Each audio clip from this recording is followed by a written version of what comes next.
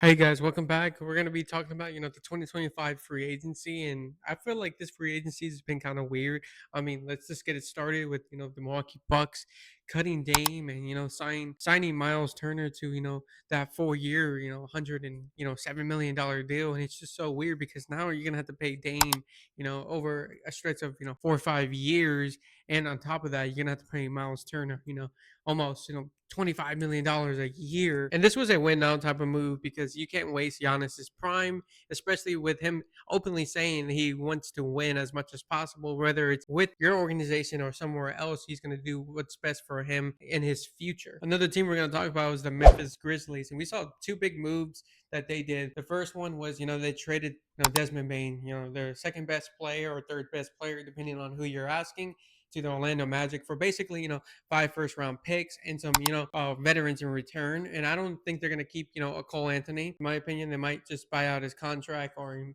maybe in another trade. And then you extend Jared Jackson Jr. to that 5 year, $240 million deal. And I like this signing because Jared Jackson was a Defensive Player of the Year, an All Star, an All NBA type player. And what you're getting from Jared Jackson, you're getting a 28 type of guy, but you're also getting someone who does get in foul trouble too easily, especially in the big games and those playoff moments where you need him on the court, and he needs to be a better rebounder, getting 4 or 5 rebounds or even less. For someone now who's getting paid, $240 million, it's not going to cut it. Unacceptable. But I still like this signing because there was a potential you would lose him in free agency. Now you keep him around. Now the big question is, what are you going to do with Ja Morant? Are you going to keep him, trade him? Let's move on to the Minnesota Timberwolves. Now, your first signing, you bring back Julius Randle on that 3 year, $100 million deal, which I really like because that deal is not a long term commitment. It's not a 4 or 5 year deal. He's only making, $100 million. And I think that's exactly what he's worth. Let's say he's just not working out, with Anthony Edwards. I feel like that's a tradable contract because he's still a 20 and 25,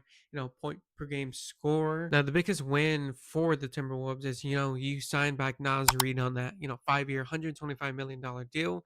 And I think this was needed. You needed him because, with Rudy Gobert, yes, his defensive ability, he's a Defensive Player of the Year, 4 times, but, offensively, he's just not in. I don't think at this point in his career, you're not going to rely on him to score, 16 points a game realistically. And that's what Nas Reed is there for. And he could space the floor. And in, certain, lineups, he could start, over Rudy Gobert, and Rudy Gobert could come off the bench and, dominate, quote unquote, against, the bench player. And I think this is where the Miles Turner, contract negotiations kind of, peaked, is where he, kind of said, hey, I'm probably better than Nas Reed. I helped you go to the NBA finals, and I think I deserve, that contract or something, close to it. And I think the Pacers organization was just, hey, no, you average 10 points during the NBA finals. You're worth, 60 to $80 million. Yeah, I think this contract kind of, dictated the Miles Turner, situation. Let's move on to the New Orleans Pelicans. Now, you trade CJ McCollum for Jordan Poole, which I like because you get younger and you kind of know what the CJ experiment was, and it was time to kind of call it quits. And I like, bringing in Jordan Poole. He's a younger, I think he's more of a, ball handler than a CJ McCollum. But you also, get Sadiq Bey in that trade. And, he's a 3-and-D player. I know he's coming off, an injury. But overall, if that doesn't work out, it's not the biggest deal. But you're also bringing in Looney from the Warriors on that 2 year deal. And I think that's really good because he is, I think, one of the best offensive rebound, centers in the league. And I think the Warriors are going to miss that because, Looney was grabbing, 2, 3 offensive rebounds and, giving it to your best player, Steph Curry, and he's hitting a dagger three from, the logo and getting the crowd into it. What I really like about this signing is because you're getting a veteran. And what I mean by that is he does not care if he comes off the bench or start. You saw when the Warriors drafted a center to, replace him, James Wiseman, and it just didn't work out. But you didn't see reports coming out saying, Looney wants out, he wants to be a starter, and then this, beef between, the organization. He kind of just knew his role and did exactly what was needed, and that was, grab offensive rebounds and give it to Steph Curry, and that's what he did, and they won a championship because of him. Let's move on to Orlando Magic, and I overall like what they did. They were one of the worst, 3-point shooting teams in the NBA, and that was their biggest flaw. And we saw when they played the Celtics. They just couldn't, offensively keep up with them. And you trade for, one of the best, 3-point makers in the league and Desmond Bain. And you kind of give up your future in a sense because of him. But at the same time, you're kind of ready to win now and you don't really care too much about, draft picks and, develop. Overall, I do like what they traded for Desmond Bain. Maybe not the whole 5 first round picks. I was more of a first round pick type of person. But overall, I do think Desmond Bain's going to fit in perfect with the Magic's offense. And then you do sign, Tyus Jones on a 1 year deal. And I really like him and his brother are just the perfect, backup point guards because, they could run the unit. They could, get the ball to whoever they need to. And they're just a really, really good, backup point guards. And they could also, start. I think, Tyus Jones is a little better 3-point, maker than his brother. But yeah, this again is a really, really good signing for the Magic. He could also space the floor and get others involved too. Let's move on to the San Antonio Spurs. And this was just, a quick one signing. It's Luke Cornett. He agreed on that 4 year, $41 million deal. And overall, I do like the signings because the Spurs really just needed a backup center. They didn't really need someone who could, create their own shot because, they have, their point guards and their shooting guards and they have, some wings. They really just needed more size in that backup position. And, this is the perfect, signing for them. A lot of people don't like it because it's not the flashiest name, but Luke Cornett is, the perfect, backup center behind Wemby playing that, 15 to 20 minutes and he could start. And I overall like him because, he's been on that playoff team. He's an NBA champion. And overall, I think he's just a really great fit on the San Antonio Spurs. So yeah, I really like the signing. They needed a backup center and they got one. This team is going to be the Atlanta Hawks. And I love what they did. They added, Nickeil Alexander-Walker on a 4 year, $62 million deal. And this is kind of who you're looking for. You're looking for this, 3D player, kind of who you thought, DeJounte Murray was going to be, but you didn't have to trade, 3, 4, first round picks in your kind of future for him. And then you add more spacing in Luke Kennard. And I really like this because, he's on a 1 year deal and it's nothing, a big commitment. And overall, just really like this team because, you're in the Eastern Conference. You have Kristaps Porzingis, you have Trae Young, you have Jalen Johnson, Nickeil Alexander-Walker, and then now you add more spacing. You have Zachary Ricochet, and then you have, Luke Kennard, and you still have, kind of, Kobe Buffett. And I just really like this team, especially in the East. This could be, a 4 or 5 seed and make a, conference final push. I mean, all these stars are going to be out next year. I could see this happening. And let's talk about the Denver Nuggets and what they did. Obviously, they traded Michael Porter Jr. for, Cam Johnson. I think this trade was a win because you only give up, one first round pick too. And a lot of people just look at the stats and say, well, they were averaging the same thing. Well, defensively, Cam Johnson's a way better, player defensively than Michael Porter Jr. And then you also, bring Bruce Brown back on that 1 year deal. And obviously he helped you win a championship before, he had to leave because you couldn't afford him. And I like him because he is that Swiss Army knife. He can, bring the ball up. He could guard some wings. He could, dive on the floor. Defensively, he is there. And offensively, he can still space the floor. And then you also sign, Tim Hardaway Jr. on a 1 year deal. And obviously, this is just for, off the bench and come shoot. And I really like this because it's a 1 year deal for both these players and it's not a full commitment. Let's say it doesn't work out. It's not the biggest deal in the world. You still have, financial flexibility. And then you're also off the Michael Porter, Jr. deal. And then you also have Jonas Valanciunas. And I know there's reports saying that he might go overseas, I believe in Greece to go play. And he's really considering it. I just hope he stays, at least one more year in the NBA and see how this roster looks because I think this roster could compete with the OKC Thunder and even, the Houston Rockets because I think they have a lot of depth in their bench. And I think he's going to be a perfect backup center behind Jokic. And let's talk about the Detroit Pistons now. And I like what they did. You're bringing back Paul Reed on a 2 year. You're signing Karis LeVert on a 2 year deal. And you're doing a sign and trade with, Duncan Robinson. I think it's a 3 year, $48 million, I believe. And I like this because you're losing,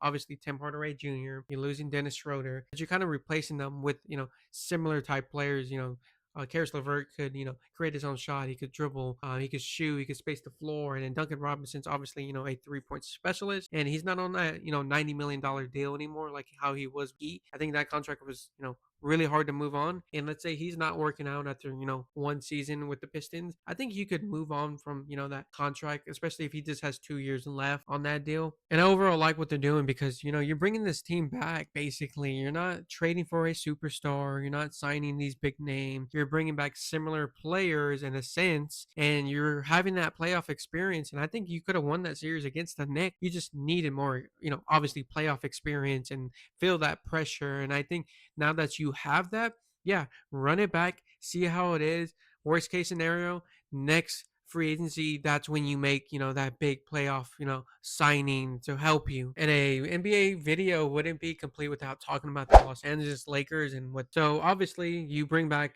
Jackson Hayes on your 1 year deal, but now he has a no trade clause in his contract because he did sign, 3 1 year deals, and now he has a no trade clause. So I don't really expect him to be traded because the team is not going to touch someone in that caliber player to a no trade clause. And then you bring, Jake LaRavia on a 2 year deal, who, I like just because, he could space the floor. I like his hustle.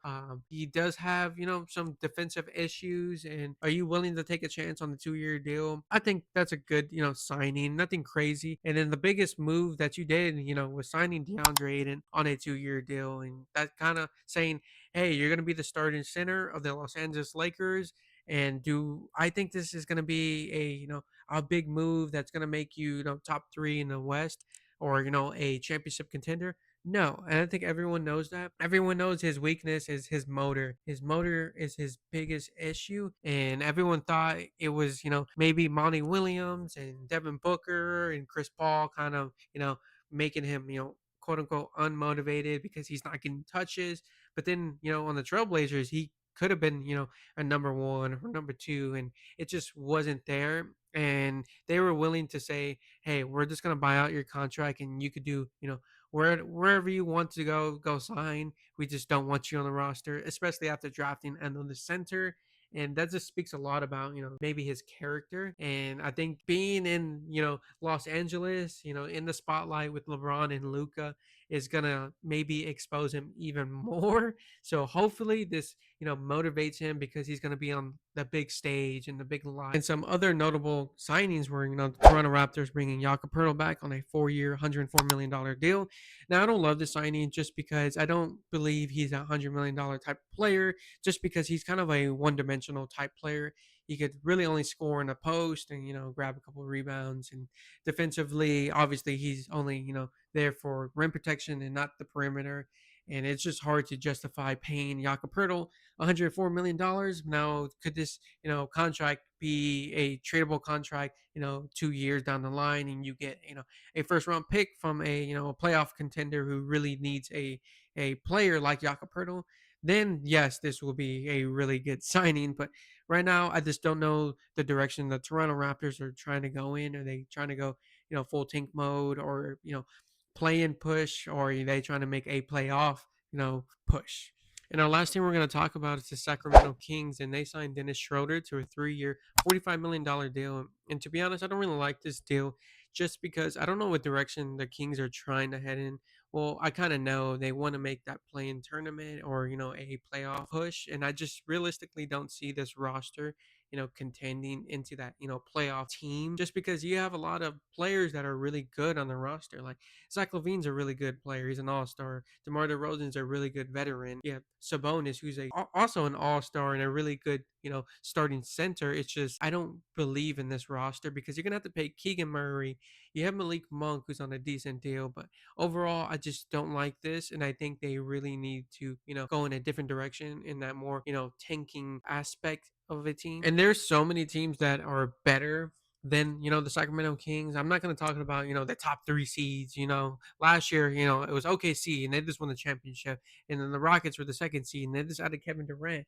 But I think the Lakers are going to drop a little bit, but I think the Nuggets are going to rise more. I think the Clippers are going to stay, in that 4 or 5 seed, maybe six. I think the Timberwolves are still going to be good because you have Anthony Edwards, you're bringing him back, Julius Randle still. I think the Warriors are still going to be decent.